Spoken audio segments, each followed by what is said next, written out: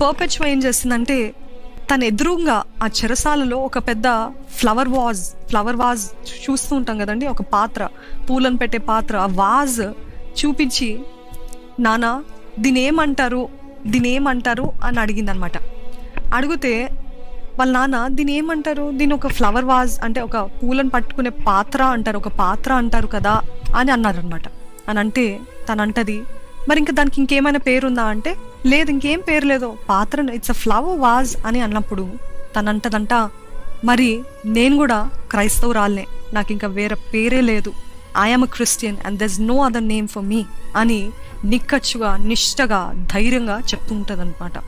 చెప్తే వారి తండ్రి ఎంతగానో డిసప్పాయింట్ అయ్యి ఎంతగానో నిరాశపడి వెళ్ళిపోతారనమాట. అయితే వారి తండ్రి తన కూతురు అంటే ప్రేమ కదా, కూతురి ఆ సంబంధము ఆ బంధము ఎవరు విడిపించలేరు కదండి. అటువంటి సమయంలో మరొకసారి వస్తారనమాట.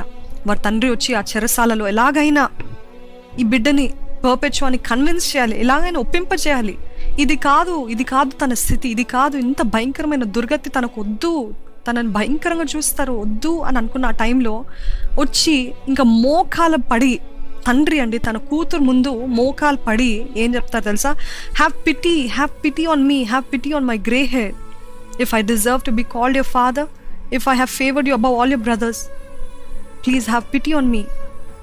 ఒక్కసారి గివ్ అప్ గాడ్ అని పదే తనకి చెప్తారు. అంటే కనికరించమ్మా, నీ తండ్రిని కనికరించమ్మా, కృప చూపి అమ్మా అని తన కూతురుని అడుగుతున్నాడు తన తండ్రి. ఏంటంటే నన్ను ఒక్కసారి కరుణించి నువ్వేం చేయంటే దేవుని విసర్జించు, దేవుడు కాదని చెప్పు, క్రీస్తు కాదని చెప్పు, నేను ముసలివాడును, నా తల అంతా నెరిచిపోయింది, కనిపించట్లేదా, ఇంత ముసలితనంలో ఉన్న నన్ను ఎందుకు ఇలాగ బాధ పెడతావు, నేను నీ అన్నల కంటే నీ సహోదరుల కంటే నిన్ను ఎక్కువగా ప్రేమించాను కదా, నేను అందరికంటే బాగా చూసుకున్నాను కదా, చిన్నప్పటి నుండి ఈ ప్రాయం వరకు నేనే కదా చూసుకున్నాను, నేనే కదా నిన్ను పోషిస్తున్నాను, have mercy on me, have pity on me. ఒక్కసారి క్రీస్తు దేవుడు కాదని చెప్పే ఆ ప్రతిమలకి ఆ స్టాచ్యూస్కి మొక్కే అని వారి తండ్రి మోకాలుండి బ్రతులుమాడుతున్నాడంట. బ్రతులుమాడుతుంటే తనన్నదనమాట, దేవుని చిత్తమే జరగాలి నాన్న, ఇది అయినా నా సొంత శక్తి కాదు, మేము ఇక్కడ ఒంటరిగా లేము, ఆయన శక్తి మాకు తోడుగా ఉంది అని చెప్పిందంట.